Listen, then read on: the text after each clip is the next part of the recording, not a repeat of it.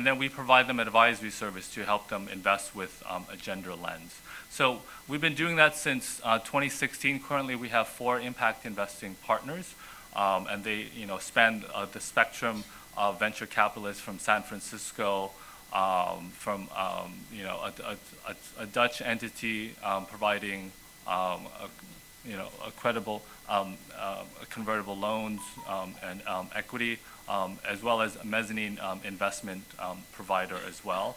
Moving forward, we envision bringing on more Asian impact investors, specifically domiciled in the region. So yeah, so that's what we've been setting up to do. I can over the next hour or so provide you more about how we work with the private sector. How do we get them to want to work with us, and what are we learning from these partnerships? Thank you. Thank you. Thank you, Amanda. First of all, thank you to the ADB for inviting us to be here. And I share in the enthusiasm in seeing a full room on a Monday morning, a gloomy Monday morning, if I may add. And thank you, Amanda, for front-loading the applause.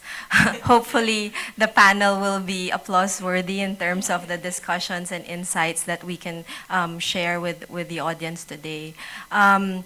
You asked what is the first reaction to the topic, private sector as game changer for women's economic empowerment and gender equality and financial system. And my first reaction is most definitely the private sector is really the driver of trying to expand the reach and the depth of the financial system and to ensure this gender equality. And my initial perspective here as the regulator and policymaker is that we see ourselves as an enabler and also as a partner of the private sector. And maybe just very briefly on the things that we are doing at the Bangko Sentral in terms of financial inclusion, and maybe what we are going to do moving forward very briefly on looking at the gender issue more in depth. So basically our approach for financial inclusion has really been to first gather evidence and really understand the situation. And so if you will notice, the Philippines launched its National Strategy for Financial Inclusion in 2015. Also the same year where we first got our results in our financial inclusion survey, which we conduct biennially. So this is really just to demonstrate how we see evidence-based policy making as crucial in defining where we will go. And I guess this is a recurring theme, especially as we look at gender more closely. And it is with this kind of evidence-based policy making where we think we can address the gaps that the private sector may need to fill, or also see for ourselves if there are barriers that regulation has put in place that may not necessarily be there. So really staying out of the way when we need to, providing certainty and structure where it is needed. And the objective is really to enable the private sector to serve the markets which we think are unserved and underserved, as we see through evidence. In looking at gender equality, it's a bit really tricky for the Philippines because we are one of the very few countries that has what they call a reverse gender gap. So if you look at Findex, we look at our own financial inclusion survey, women are twice more likely to have an account than men. So about 30% versus about 15%. And I would be very candid and to say that this was sort of we rested on our laurels a little bit on this data because we felt, okay, so where do we target our initiatives and our policy is really to expand access to democratized account, to access points that are ubiquitous and cost efficient, without really looking at the gender lens, because the data showed us that there was really no urgency. However, when we look more closely at the data, we see that, okay, women have more accounts, but men are more likely to have accounts in banks, more likely to have electronic money accounts. When we look further down in terms of the scope of financial services, women are less likely to have investments. And so while the basic measure of having an account is is ticked, if you will, there's much more that we need to do to make sure that the inclusion is actually very meaningful and effective for both, for all, and to ensure gender equality. So we are looking at that more closely. With technology now, maybe collecting sex disaggregated data will become more cost efficient both for us and for our supervised institutions. We want to look more deeply at women run MSMEs, and we're hoping for some ADB support on this data gathering as well to look at SMEs, because in the Philippines, more than half of our MSMEs are women run. But again, if you look more deeply at the statistics, the challenge for them is to scale and to stay in business. And so there may be a new, a whole scope of other financial services that they would need. And so looking at our role as enabler, as partner, convener, and also as someone who can generate data and share it with the private sector, we think we will look more deeply into this gender issue, and particularly on the link of inclusion for inclusive growth, which will have a very keen focus on agriculture and MSMEs. So just in a nutshell, that was my initial reaction to the topic. Thank you. Thank you so much for having me this morning. It is amazing to see a full house. So Mike had told an anecdote around in Afghanistan, the scaling and the very quick adoption of mobile wallets and technology. And I think that that's the answer to your question, Amanda. Should the private sector have a role in women's economic empowerment? And I think emphatically we would say yes. That one of the things that the private sector does really well is think about how do you accelerate to scale, because that's how they make a profit. And the MasterCard Center for Inclusive Growth is actually not on the corporate side, but rather on the philanthropic side. And our role is to go along with the private sector, whether it's our own company or whether it's other private sector companies, to really think and inject in international development best practices. How do you take the learnings from randomized control trials, the evidence-based knowledge, and start to inject it and bring it alongside the private sector's expertise in driving products to users? And I think that's one of the things that, as we have this conversation today, we should really think about is, it's not, while the private sector has an incredibly important role to play, they don't necessarily have the expertise or the focus on how do you include women? How do you think about that additionality? What do you leave on the table by not thinking about that? And I think that as we come together, there's such an incredible role for government, for private sector, for civil society, for international development institutions to really bring together the expertise to deliver products that are both meaningful, useful, secure, but really drive women's economic empowerment. And I know for our own company, we've done a lot of things internally around closing the gender pay gap, ensuring that we have equal representation in terms of senior executives and gender balance. And we believe that we're a company that walks the talk. But as we think about the rest of the world and how do we engage, my role with the MasterCard Center for Inclusive Growth is to really think about how do we achieve meaningful social impact that drives growth that's inclusive. Because as Pia mentioned, the Findex, the most recent Findex shows that financial inclusion, mostly driven by India and China, has really accelerated dramatically. But if you dig deeper in those numbers, what you find is that there's not usage. And so if you have a bank account, that's lovely. But for the majority of people in the world, a bank account is a symbol. It's a symbol that you're prospering. It's a symbol that you're able to save money. It's a symbol that you're planning for your future and that you have a safety net. And so MasterCard, about 4.5 years ago, stood up with the World Bank and made a commitment to financially include 500 million individuals. And we're on the cusp of achieving that. And already we're taking a step back and saying, that was a great first step, but that's not the end goal. The end goal is really financial security. And so as we talk today, we can give some examples around how have we tried to marry business best practices with development expertise in order to drive measurable social impact and women's economic empowerment. And how do we measure that so that we're able to integrate that and continue to improve upon what we can do and what the private sector can do? I'll stop there. Super, thank you very much. I think, so this to me just opens up a whole, I found that extremely useful. But what I'd like us to do now is to take this big picture vision, which we've painted here, and sort of take Mike's example of getting right down into, give a concrete example. So if I circle back to James, for example, I think that we all hear a lot about gender lens investing. And I think it's a little bit of one of those mysterious terms.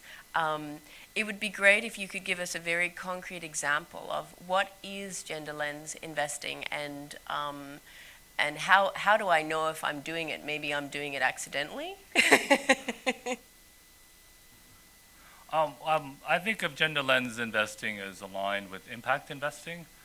So there has to be some measurability, there has to be some intentionality to create gender outcomes. Impact investing in general is about creating social environmental outcomes and having some measure and accountability around that. So that's the starting point. I mean, investing in general creates impact, whether it's positive or negative externalities, however you want to look at it. But to have a strategy around that, to have accountability and to have targets to achieve greater results with your financing is what impact investing is all about. It's also taking greater risk to the extent that it allows you to improve your impact. Though obviously, from my perspective, there'll be trade-offs and haircuts on the financial return side, but that's a debate to have offline. Perhaps. So broadly speaking, gender lens investing is investing to create gender outcomes.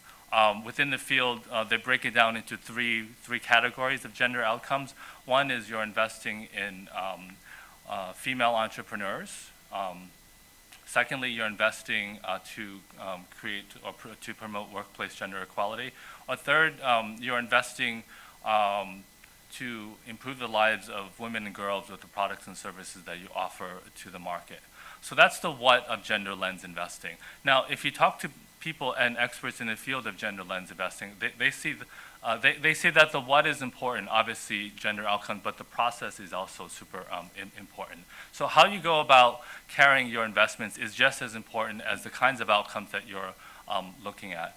Just to give you an example, when we first started out in 2016, we had a mandate to increase investments into women-owned, women-led SMEs, just because they've been underserved historically, and not only in Southeast Asia, but around the world. And we thought, okay, we have capital, we can give it to impact investors, fund managers, and have them point to women-owned, women-led SMEs. But then we would dig deeper in our negotiations with them and ask them, frankly, really basic, simple questions like, okay, how many women are on your investment teams? How many women are on the boards of the companies that you invest in? How many women are on? How many women are in your portfolio anyway of companies that you invest in? And lo and behold, they don't even track these kinds of basic fundamental numbers. And so we actually had to dial it back and realize, okay, it's not just about pointing capital to specific outcomes, but we really have to look at organizational change. And so that led us really to work with impact investors to help them change organizationally. Now, the investment field, as well as the financial and banking industry, is a very male-dominated industry. So you take any male-dominated industry and you try to promote workplace gender equality, and that's what we were up against. You really can't be effective to promote gender outcomes if internally you are not a gender-inclusive organization overall. So that's the starting point. So for us, gender lens investing is not only what you invest in, and it really doesn't matter what kind of gender outcomes that you're looking at. Pick one, really. For women entrepreneurs, products and services, workplace gender equality. There's just so many needs out there overall. But it's also important to look at the process. So what does that mean? So for us, there are 5 different categories of gender lens investing as a process. And investing, keep in mind, is a process, right? So one is, how is gender a factor of analysis in how you do investing? If you're an investor, it's about deal sourcing, screening, all the way to due diligence and post-investment monitoring. How is gender a factor of analysis throughout that entire process? That can be effective if you're an all-male organization. That's just the starting point. So that's the first thing. Secondly is, we do expect our partners to be promoting and communicating a strategy that is gender inclusive. And that's something that they need to be doing internally with their organization, and also publicly through their websites and other public domains. So the strategy has to specifically telegraph to the world, I care about gender, and actually that means a lot. So that's the second thing. Third thing is corporate culture. Corporate culture is, how do you change a male-dominated industry to become more gender inclusive? So our partners actually have to put in place gender lens investing action plans. We don't mandate what goes into that, but we do provide them gender advisors to help them along the way, so that they take ownership of it, whether that's in workplace gender equality, HR policy, flexible work, pay parity. We just throw all of that out to them and say, okay, what do you care about? Where do you want to start? Where do you want to be? What are your targets? What are your accountability? Who's your point person for that? After that, another important point around gender lens investing is around data and metrics and accountability for results. And so you can't be a good gender lens investor if there's no measurability, there's no accountability, there's no point person to strive for results overall. And then finally, putting in place policies is straightforward, but where the resources, the human as well as financial resources, actually implement whatever gender strategy that you have. So these are all things that we work on with our impact investing partners, and frankly, investors overall don't know what they don't know around gender, so we do need to provide them with gender lens investing experts. And so so if this is something that you want to be doing, keep in mind investors will need external support to be doing this as well. So. Wow, that was super useful. I don't know what other people thought. I thought that was great. Thank you. Pia, I think you spoke very well about the importance of evidence base. I think that what you were saying is that when you get the first level of data, you could say, oh, look, we're all good here, our job here is done. But then as you sort of look deeper and you started to see the granular nature that in this particular way or in this particular space, I see that when we work with our clients, that sometimes they give you an initial set of data, but then when you dive deeper, excuse me, can you give us a specific example of, I think you did well already about the MSME example, but is there another example that you could give us about how you're using data to influence, whether it's now or it's a future plan, to influence how the regulations that you set up and how you hope to influence the private sector in the way that they behave? Yeah, thank you for that. I can't emphasize enough the importance of evidence. And if I may share a little story about when we started microfinance in the banking system about 20 years ago, we did have sex disaggregated data. And what we saw was that like 99% of the clients of microfinance were women, and we decided that maybe we should change that report because it was an additional report for the banks and we were getting just the same thing. And so I guess this just points to asking the right questions. So we can ask questions very top line, trying to see whether there is gender equality, but are we asking the right questions for the right things? And this is a process and a journey that we are in now. We've rolled out recent regulations, for example, on agent banking, and so we want to understand any gender dimension in that. We're pushing for digitization. We have a target of reaching from 2% to 20% of electronic payments by next year or the next couple of years. So trying to see if there is any, what are the gender questions that we will ask when we start collecting data. So it's not just about yes or no, you have an account, yes, whether who are accessing these products and services, are they women or men? So it's really asking the right questions. And I think the example I gave was maybe us just being very top line in our approach about understanding this issue. So it is a journey, but we've seen it work not for gender, but in other efforts in financial inclusion in terms of how we signaled the market in terms of opportunities and gaps. So in terms of regulation, we try to be enabling, making the private sector have a very clear and easy time, hopefully being flexible and being accommodating in terms of how they want to reach markets. But we also advocate. And so all our surveys, we publish these, we try to find opportunities where we can highlight areas where there are opportunities that are untapped.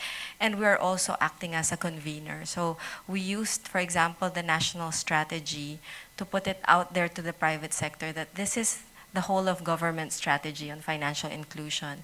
And we've seen it as an excellent way to rally private sector support in terms of them seeing where they can latch on depending on their areas of expertise. And that has really been a convening platform for private sector participation for financial inclusion. So I think this kind of approach, I think, could also be very useful when we look at issues such as women's economic empowerment and gender equality. Super, thank you. I think I can imagine that you play a very powerful and important role in your advocacy and convening. So we appreciate you advocating right now. It's very important. Thank you. So Alison, Pia spoke about electronic payments, which I imagine is something that, when I think of MasterCard, I think about innovation, about technology, about, have you seen new technologies or innovations? I mean, I have a friend who used to say that nothing new is true and nothing true is new. I know that sometimes you get tired of always being asked for that innovation. But is there something that you've seen during your work that you think, if we could only take this to scale, maybe this would have an impact? That's such a good question, and I love that nothing new is innovative, and nothing innovative is really new. And to that point, so one of the things that we've done, which I find really exciting, and it's not quite new, but I think it is innovative, is we have a global memorandum of understanding with Unilever, which is clearly a huge global company, as is MasterCard. And what we did, and you can run a truck through this MOU, right? Like, we're going to work together in every sort of way possible. Our CEOs at the time were chummy. And so we had to sit down at a business level and say, okay, well, what can we actually do together?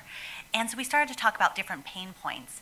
And we realized that Unilever has significant data on the teeny tiny little mom and pop shops, the little sari stores in every single neighborhood that are informal, that are oftentimes run by women.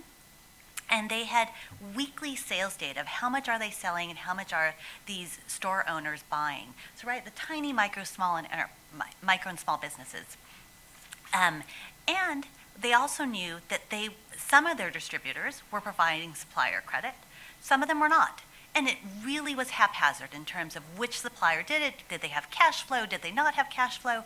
And so we came together and said, well, wait a second. We think we can help you solve for this. So let's take the data that you have. Let's bring in a commercial bank partner of MasterCard's. Let's digitize this process. And let's extend credit when store owners want to purchase it. And let's help bring them into the formal banking system. Let's help establish a credit history for them. So they'll start small in terms of their borrowing. They can grow it over time. They establish a footprint within the bank that then opens up the opportunity for larger capital investment. Opens up the opportunity as an individual to say, I want to think about a mortgage or something that is less business oriented. But without first establishing a reason for why you want to be in the financial sector, it was quite difficult. And so we did this first in Kenya, and then we had an independent evaluation come in. And what we found was really interesting. So 74% of the, I believe it was 18,000 store owners who are participating in this who elected to participate in this program, right? No credit was being shoved down anybody's throat. 74% did not have an alternative source of formal credit. Of those who decided to borrow, 88% increased their income over 6 months. If you took out the men store owners and only focused on the women, it was 94% increased their income. 75% indicated that there was an improvement in, or 75% of the women store owners indicated that there was a change in the level of respect in their household, a change in their ability to make joint decisions in their household about how was money going to be spent, and 93% had indicated that there was an improvement in their quality of life. Right? This is incredible because it solved a business challenge. Right? Unilever wanted to sell more products. They could only sell products if the store owners had enough cash. If they didn't have cash, they had to borrow, but they were locked out of the formal financial system. Microfinance as a source of credit is very expensive, and for a thin margin business is quite difficult. We solved a commercial problem for one of our customers in that these are non-existing customers. They're thin file at best, but generally they were excluded from the financial system. So giving them some alternative, credible data to start to look at these as potential customers for them really excited them and got them into that mindset of, wait a second, there's this whole base of the pyramid that is underserved or not served at all that could be an opportunity for us. And MasterCard, we digitized this whole process, so it ran off of our rails. And then from the Center for Inclusive Growth,